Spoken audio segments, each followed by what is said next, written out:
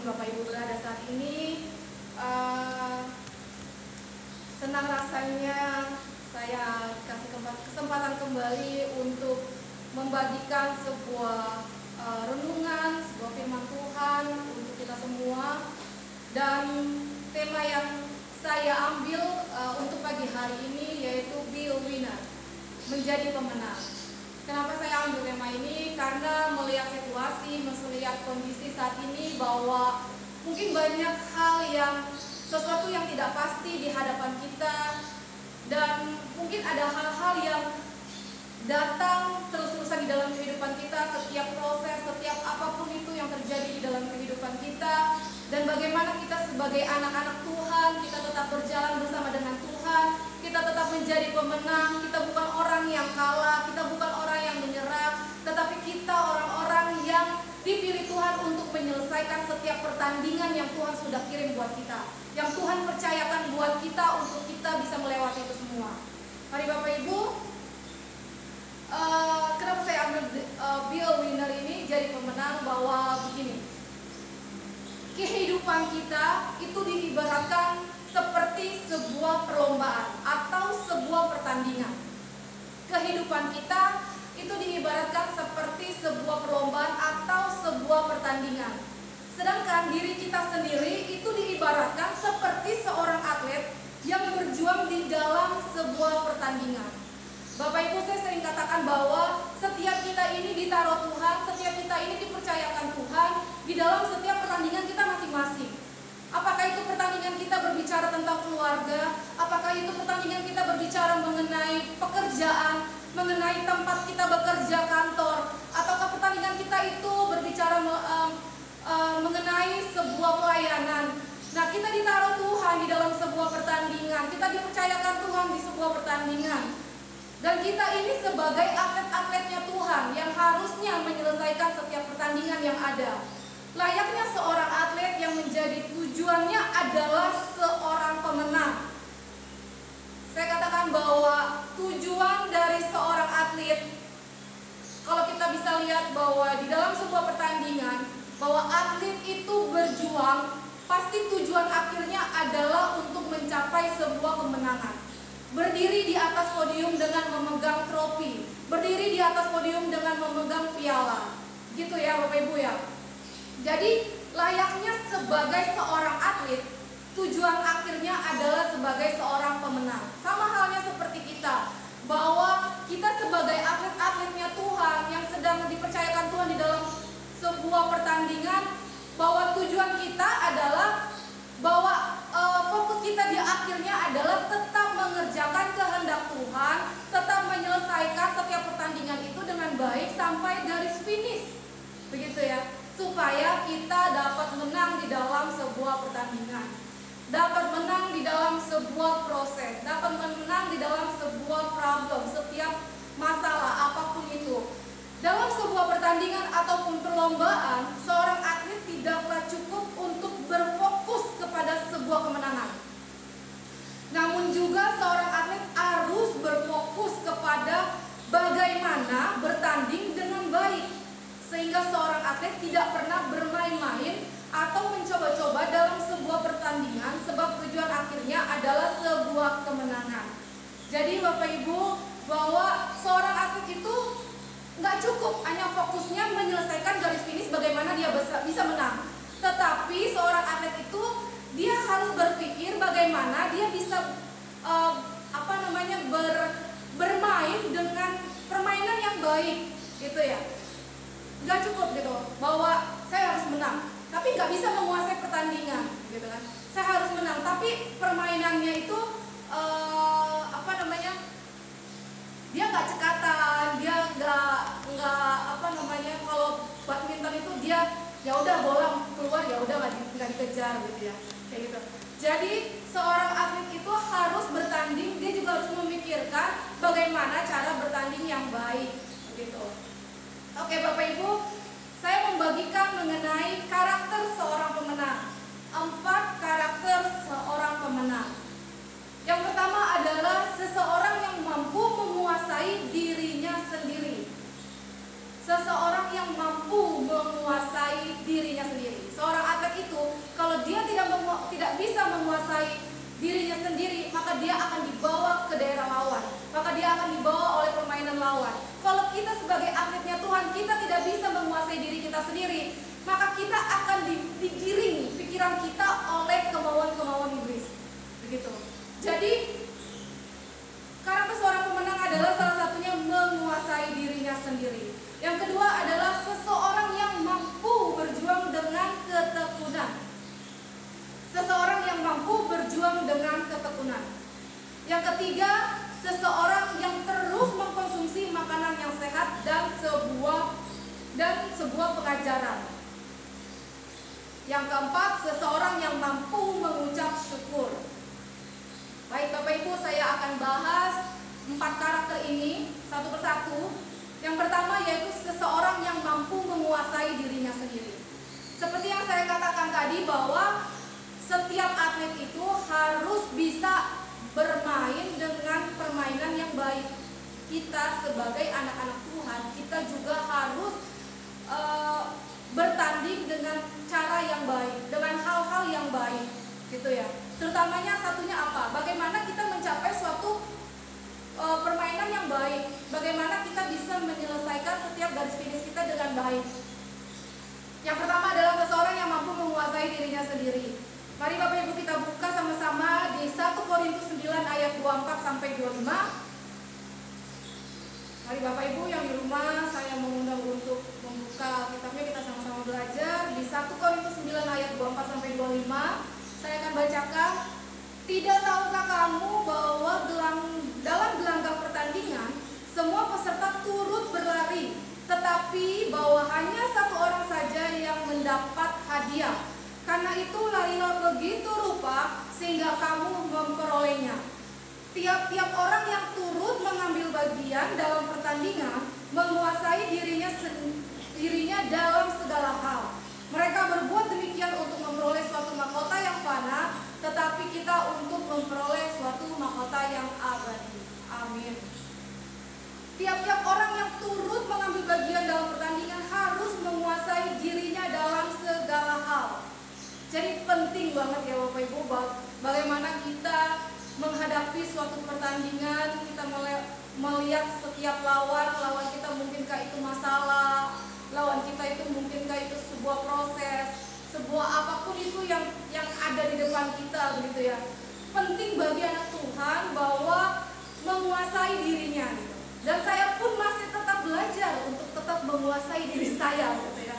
Jadi Bapak Ibu, kita sama-sama belajar bahwa kita harus pintar untuk menguasai diri kita, sehingga kita nggak dibawa ke daerah lawan, sehingga kita nggak dibawa oleh permainan lawan, sehingga kita sebagai anak Tuhan dan atlet-atletnya Tuhan nggak digiring oleh permainan iblis, nggak digiring oleh permainan lawan. Lalu kita apa? Iblis. Gitu. Ciri-ciri orang yang bisa menguasai dirinya. Yang pertama, orang yang melihat suatu masalah ataupun tantangan sebagai suatu batu loncatan atau suatu kenaikan kelas dalam kehidupannya. Yang pertama adalah melihat. Orang yang melihat suatu masalah ataupun tantangan sebagai batu loncatan atau sebagai dia boleh naik kelas, gitu ya. Jadi orang kalau misalkan anak sekolah dia mau lulus, dia pasti ada ujiannya, gitu ya.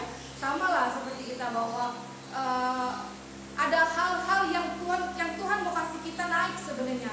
Tuhan mau kasih kita lebih, gitu. Tapi kita harus lewatin dulu ujian yang ada. Jadi yang pertama itu adalah melihat.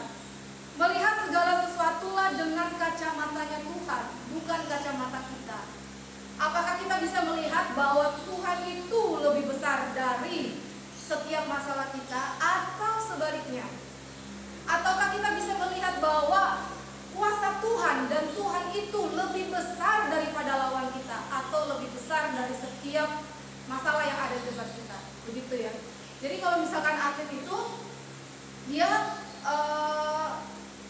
karena saya suka badminton, jadi saya akan bahas badminton begitu ya, umpamanya.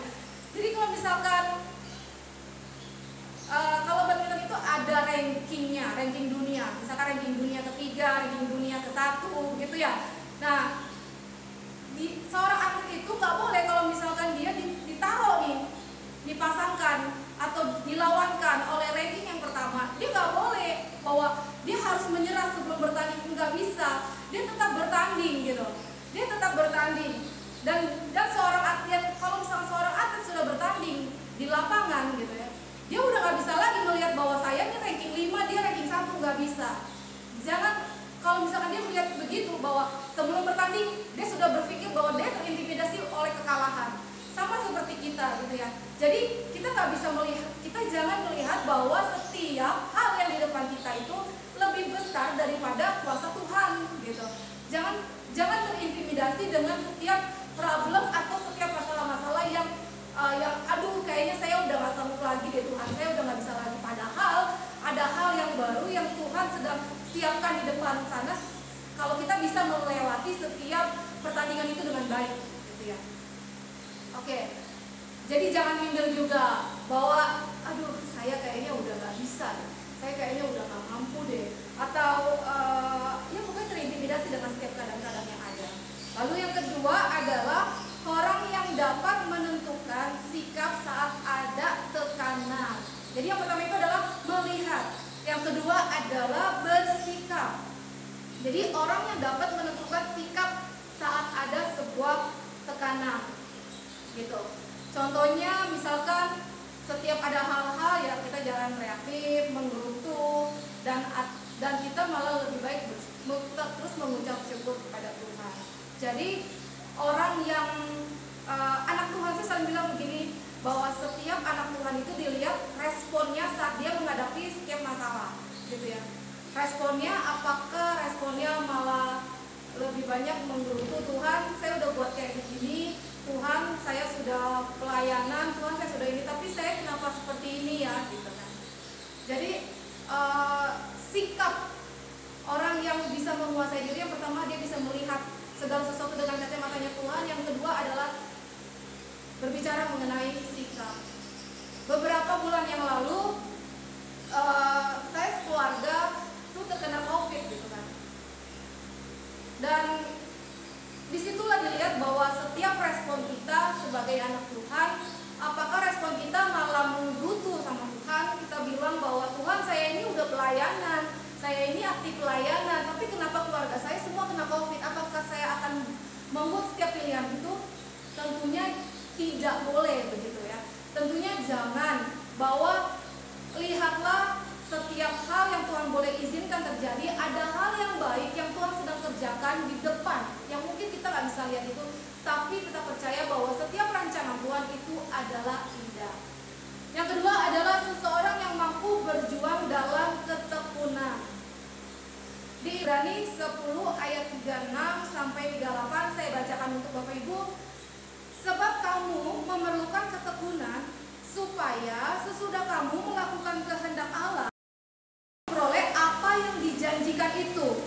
Sebab sedikit, bahkan sangat sedikit waktu lagi, dan ia yang akan datang sudah akan ada tanpa menangguhkan kedatangannya. Tetapi orangku yang benar akan hidup oleh iman, dan apabila ia mengundurkan diri maka aku tidak berkenan kepadanya. Tetapi kita bukanlah orang-orang yang mengundurkan diri dan binasa, tetapi orang-orang yang percaya dan yang beroleh hidup. Amin. Amin Bapak Ibu.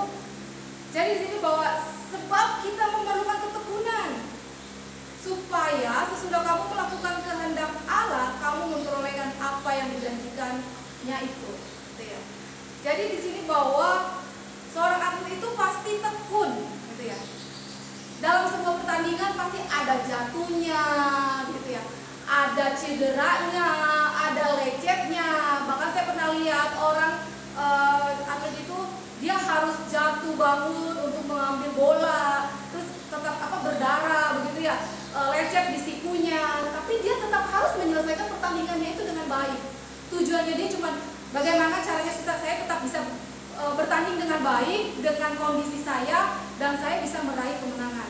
Nah, sama halnya seperti kita sebagai atlet Tuhan, bahwa mungkin di dalam pertandingan kita itu enggak semuanya dalam keadaan yang enak-enak aja, gitu ya. Kita enggak selamanya kita mendapatkan lawan yang baik-baik aja, gitu ya. Lawan itu saya berbicara mengenai setiap masalah ya, setiap proses begitu. Jadi kita ada masalah, masalahnya kecil gitu kan, jadi saya bisa lewati. Maju lagi ke depan, aduh makin besar lagi, oh bisa lewati. Maju lagi ke depan, oh tambah besar lagi, oh saya bisa lewati gitu ya.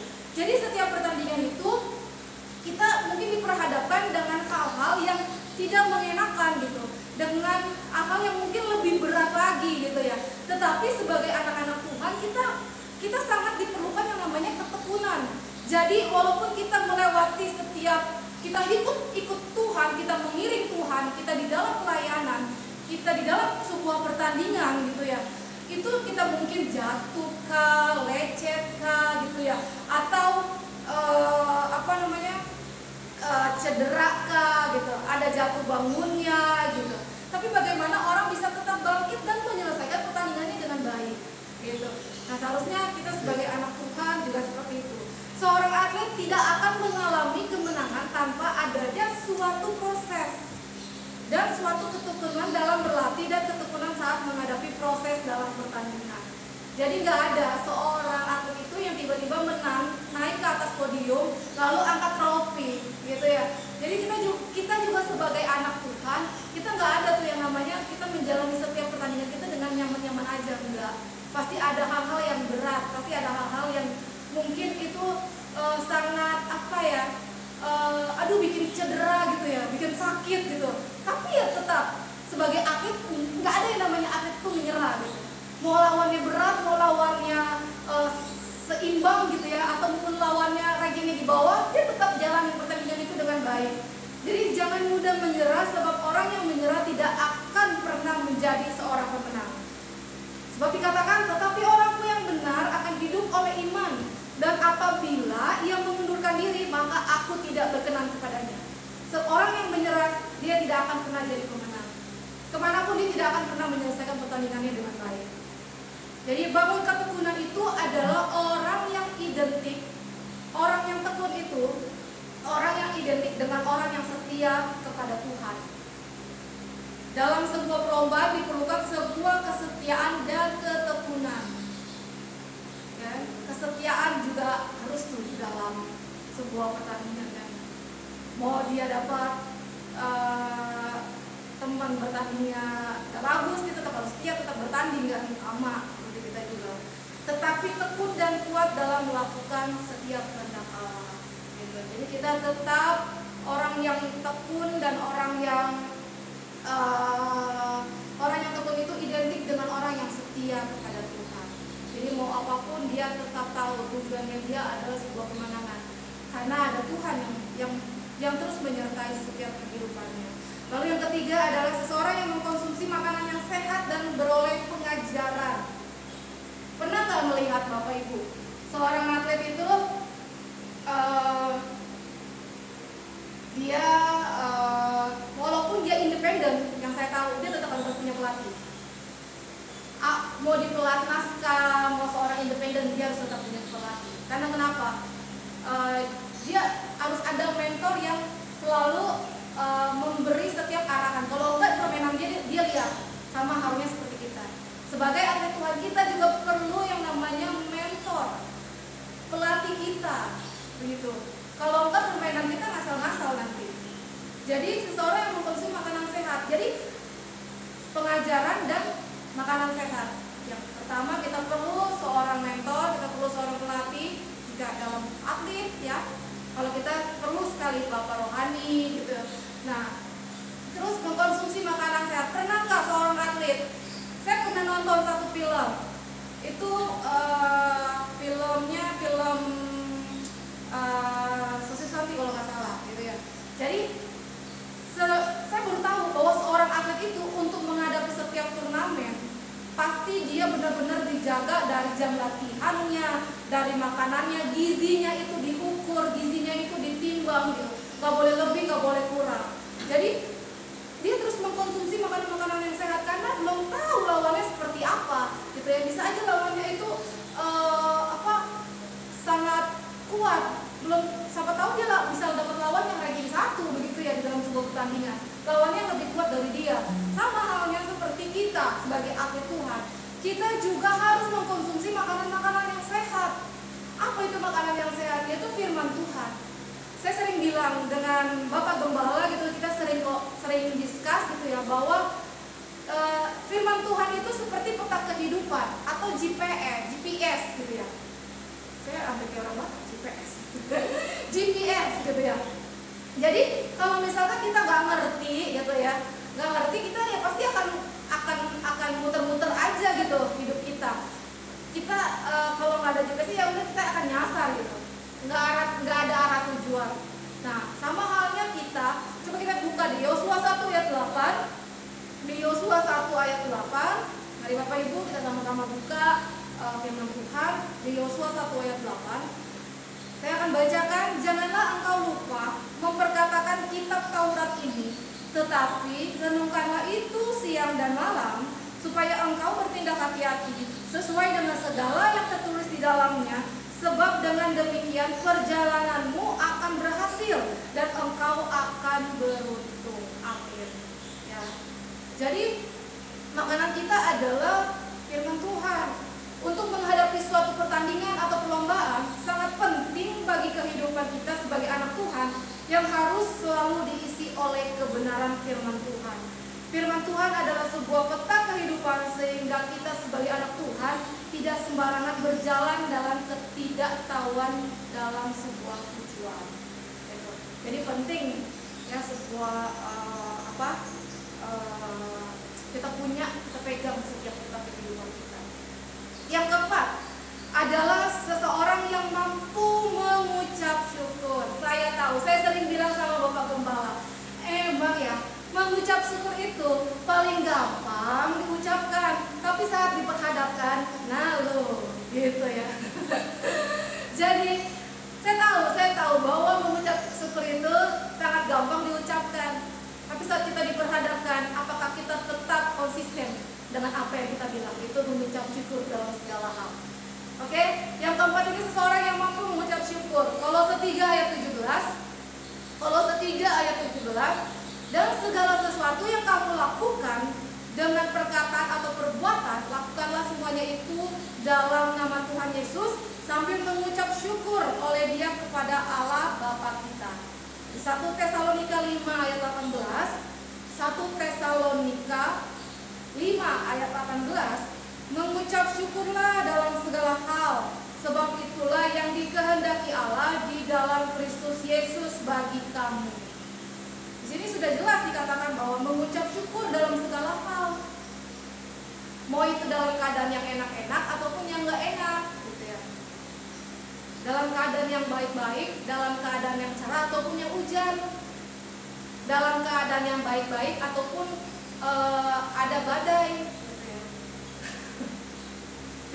Jadi tetap mengucap syukur dalam segala hal, apapun dalam keadaan kita.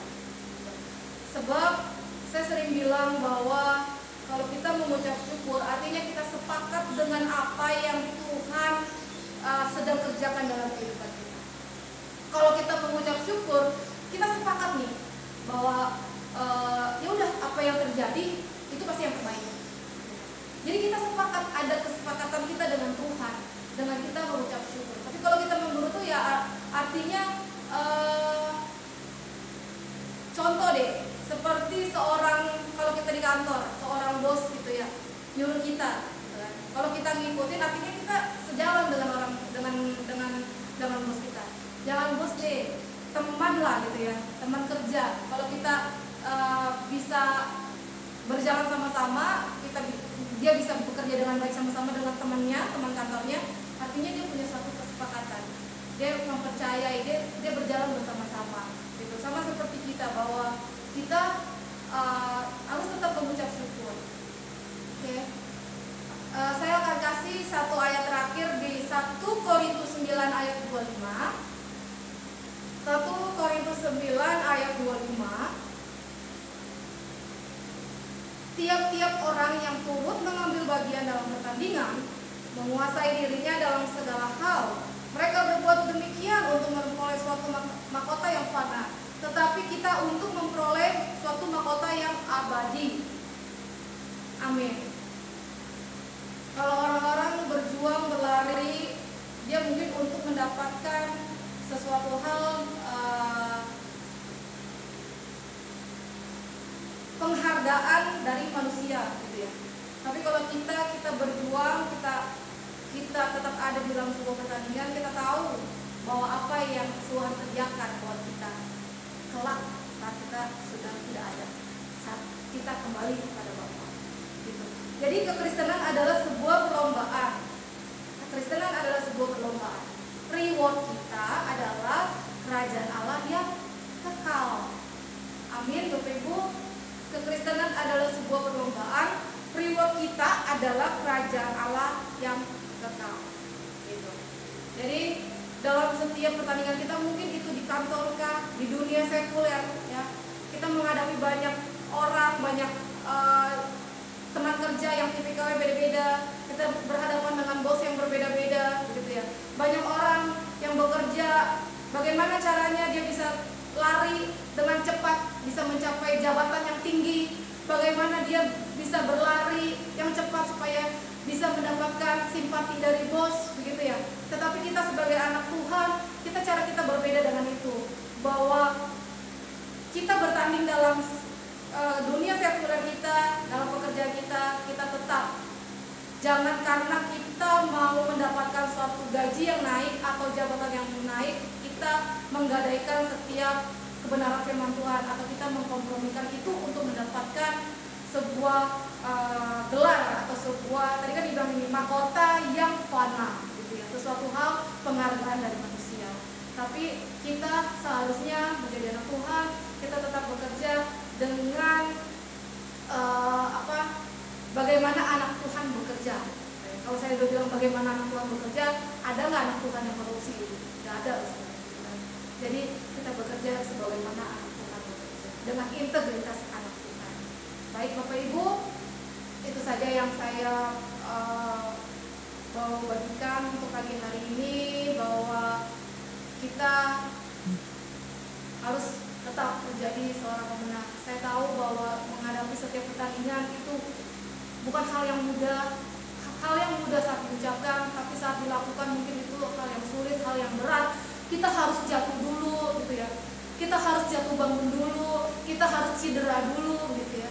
Tapi sebagai atlet-atletnya Tuhan, kita wajib untuk menyelesaikan garis finish kita dengan baik. Itu di dalam Tuhan, bekerja dengan baik, pelayanan dengan baik, di keluarga dengan baik, dimanapun di lingkungan kita dengan baik. Bertandinglah dengan sebagaimana atletnya Tuhan. Itu saja dari saya. Baik Bapak Ibu.